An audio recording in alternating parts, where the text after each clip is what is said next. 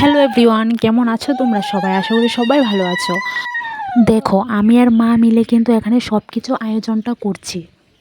এই পৌষ সংক্রান্তির উপলক্ষে কিন্তু কম বেশ সবার বাড়িতেই এই লুটটা হয়। অনেকের বাড়িতে অনেক নিয়ম কানুন আছে। তো দেখো, আমাদের বাড়িতে যেভাবে লুটটা হয় আমি তোমাদের সাথে সেটাই শেয়ার করছি। প্রথমে তো এগুলো আমি সাজিয়ে নিচ্ছিলাম, যেহেতু আমাদের বাড়িতে দুপুরবেলায় লুট চলে আসবে। আমাদের বাড়িতে প্রতি বছর দুপুরবেলায় আসে। তো দেখো, এখানে কিন্তু আমার সব কিছু রেডি।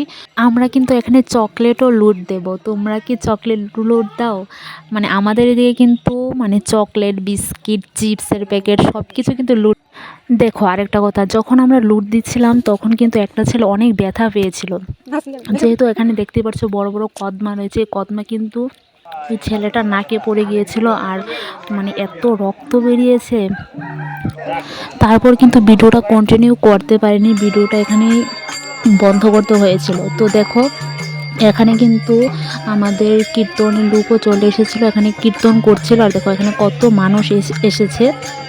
দেখো, পৌষ সংক্রান্তির কিন্তু এই দৃশ্যটা দেখতে খুবই ভালো লাগে।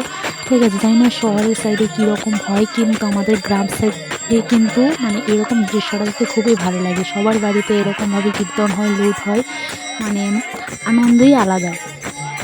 তোমরা লক্ষ্য করলে ভালো করে দেখতে পাবে যে লুট ভালো করে কমপ্লিট হয়নি। লুটের মাঝখানে কিন্তু ছেলেটা এত বড় ব্যথা পেয়েছে।